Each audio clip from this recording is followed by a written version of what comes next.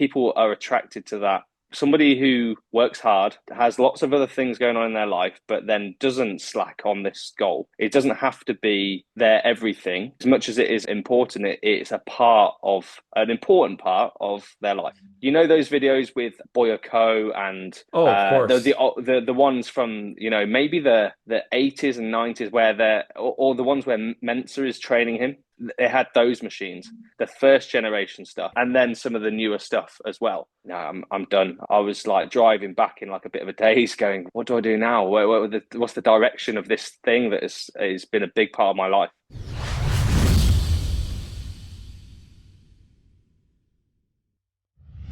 Congratulations again on the silver medal at Worlds, right? Thank you.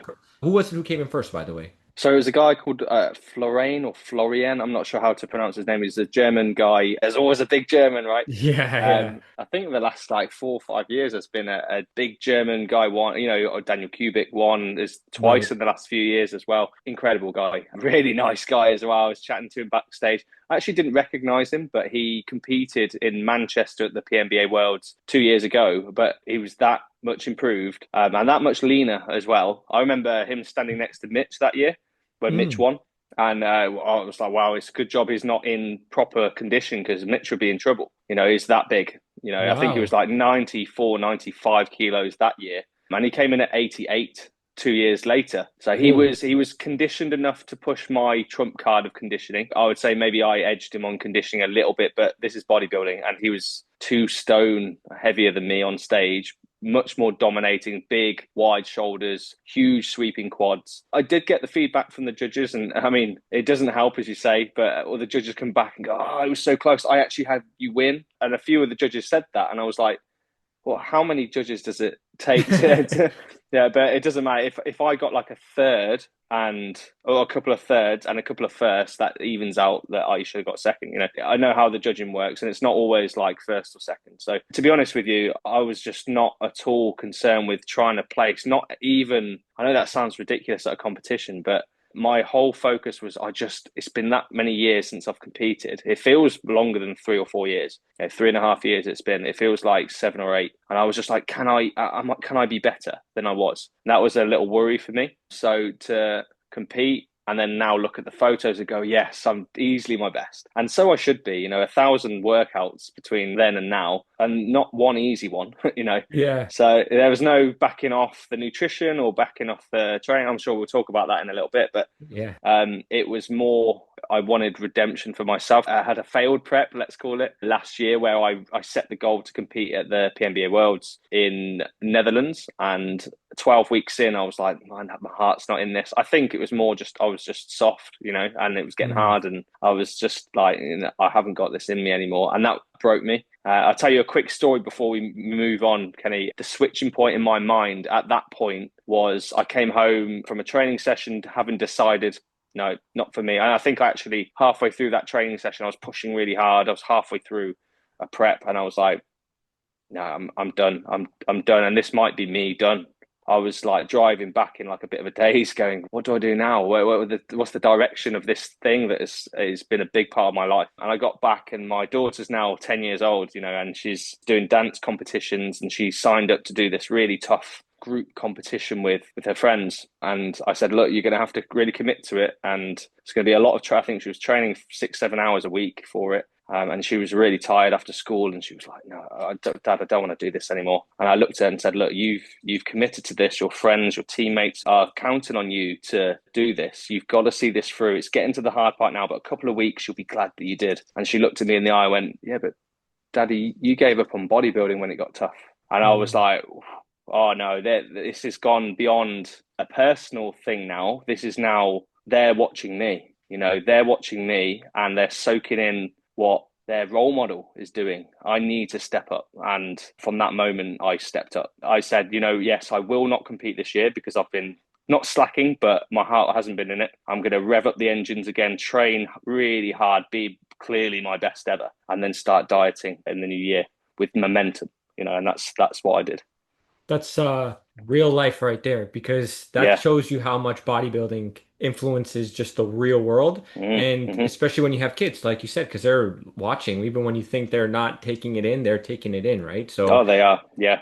wow. Yeah, So, they don't. They don't really see it as bodybuilding. They see it as the way we eat, the way we carry ourselves, the way we work hard, the discipline that we show on a daily level, on every level, and it spills out over every aspect of life. Making sure the simple stuff they're doing their homework on time. We don't delay tasks that we need to do, and bodybuilding is a real show of that. We mhm. have a structure and we stick to it, regardless of it getting hard or not. It's like that sport of delayed gratification. You do the work and then you cash out later, and it's a really Absolutely. important lesson.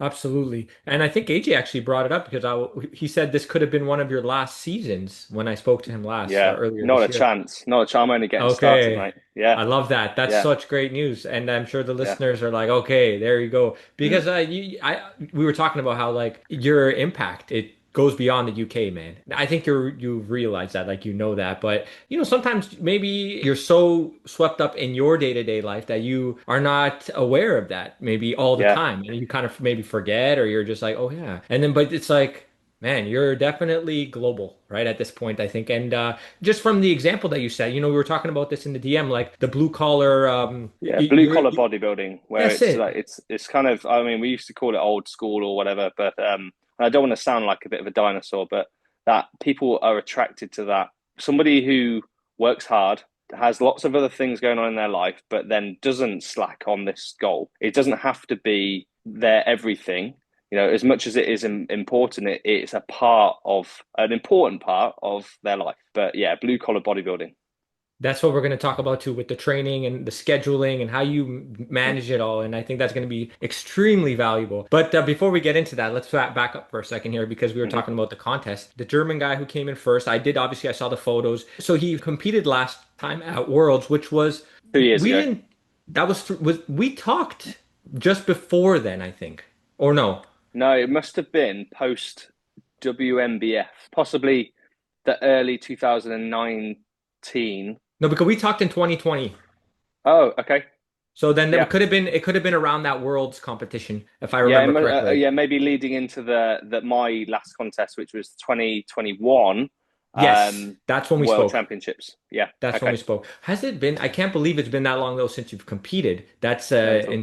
yeah. So you've been off season pretty much, except for you describe it as a failed prep, but maybe we could Mm, describe it more like a lesson because yeah. look at what it taught you Yeah. there, right? Like that's amazing. Like you realize, whoa, look how this affected my daughter, right? Like that's not a Yeah. failed prep. That's Yeah. like okay, now you know how A to good handle lesson. it. Yeah. Yeah, so that's awesome, right? I was talking with Mitch in the DM and I was a little bit, it was unfortunate that he kind of shifted away from the PNBA. It would have been cool to see you both Mm, on stage again together. That would have been like yeah. redemption because it would actually, yeah, he took first, right? When you guys competed in Yeah. 2021 and you Yeah. Yeah. came in third, I want to say.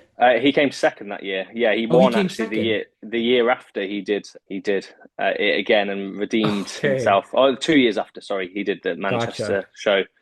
I got my dates When we wrong were, there. yeah, but yeah, no, he came second. I came third. Alessandro, a guy from Italy, came and won the show that year. But yeah, I'm glad I got a place higher. Although, if I would have won that show in worse shape That's than it. I've been in, that's a loss for me. I must say that the guys over in Spain, it was a really cool show, amazing venue, really nice place on the coast of Spain, right in the centre, Nice. walking distance from an amazing beach with palm trees, and so they did not hold back in the venue there. That's I'm nice. sure that cost a pretty penny to put a show on there. It was too nice for bodybuilding, really. It was one of those, Really? yeah. It's the sort of sort of place where you go and watch a really nice live concert. With really good lighting, I, good stage. Everything backstage was huge.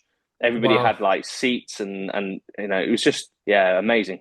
Amazing. Now, I saw some photos of the palm trees, and then I think AJ tagged Mm. Venice Beach or something like that. I guess because it Yeah, yeah, reminded him. yeah. It was it was Yeah. it was a lot nicer than Venice Beach. Oh, that's why. We Okay. we were walking down there and we were like, this is Venice Beach. There was like a boardwalk down to the next town, but mountains in the background. That's so Really nice. nice places to eat. Too many nice places to eat, to be honest with you. And Yeah. yeah, obviously it's 30 degrees there as well. It was beautiful. It was really good, and it made for a really amazing experience after the show as well. We're there for a couple of days, so that was really nice. Did you enjoy a nice meal after the show? Yeah, yeah, Okay. always. I'll never miss that post show with the team time. That is so important. That's like Christmas Day. Yeah. with the family, and that happens again once in a blue moon. You're going to get that experience if you're lucky enough to be on a team. You're going to get that experience once, maybe every few years. So, Yeah. absolutely, we went out for a nice. Well, we were looking for something very Spanish, so like tapas or paella, but we ended up in a burger joint. So Oh, we had a burger classic. and fries, but it was good. But more importantly, the company was amazing. You see people come out their shell. You see the competitor on the day, and they might be, of course, we all are focused and not too chatty and not really ourselves. We're there to go and compete. And then afterwards, you see the real people. And that is what makes these trips, that is what makes these memories so precious. It's the memories around the contest, to be honest with you, that have really made my memories of bodybuilding so fond.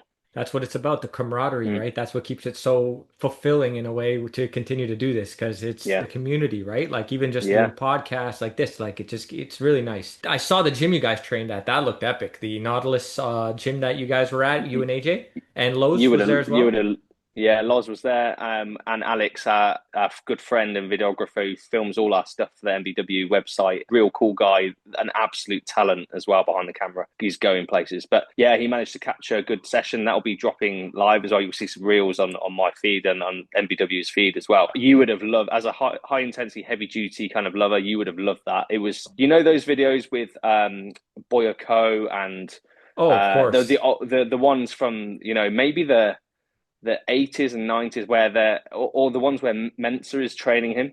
Yes.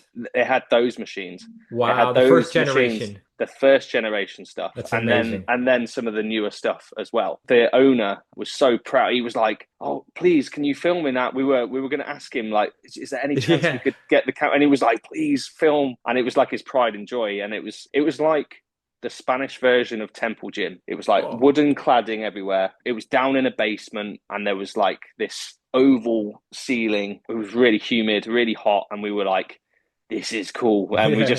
we'd had a bit of a. We did one set on every machine and just had fun. Obviously, this 12 hours from being on stage, so we're not going to be silly, but it got a little bit silly. We We, got a we little were bit doing some silly, eh? force, yeah, a few force reps and a few intensifiers that we probably shouldn't have done that day. But I mean, AJ was straight back on. It was the end of my contest season, but AJ straight back on prep that day, and there's no off-plan meal for AJ. He's so driven. He's like up, walk for an hour, 4 a.m. Let's train. He's straight back to it. So I kind of wanted to keep the vibe prep style for him as well. Yeah, that's so nice. Because when you were in the gym, that was in that same area with the palm trees you were mentioning, or Yeah, was that? yeah. It was Tarragona, I think it's called. It was about 20 minutes drive away from there. So yeah, Salou is where we stayed, and that's where the beach was, and it was really nice. This place wasn't quite as nice, but it was a bit more built up, I guess, and it wasn't as touristy, I don't think, but it was cool. It was really good. Yeah. But yeah, if anyone's in that area on AJ's feed, he's tagged them in and he's got some footage on there, so people can check out where it is. Yeah, I saw that. That looked really cool. And Mm. when you guys worked out though, that was the end of that. Did you say that was before the show and you got silly, or was that No, no, after?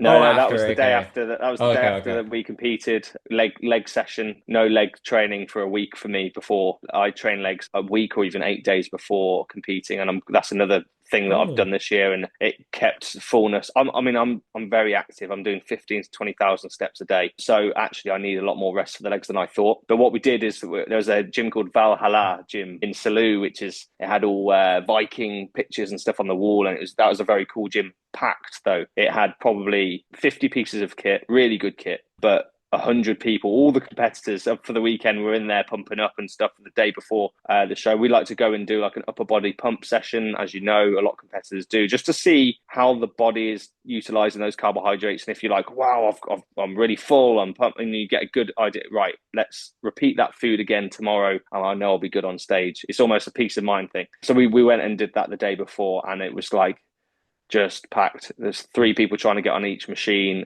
They would have had a really good weekend financially that weekend, but really fun though. And there's no stress in those sessions. You don't have to be too focused, or definitely not high intensity training. You're, Hmm. you're not wanting to ache the next day. So catching up with some of the competitors, that was cool. Yeah, yeah, that's what it's about. Mm. I want to dive into this training and Oh the yeah. nutrition. Yeah, that's the best part, man.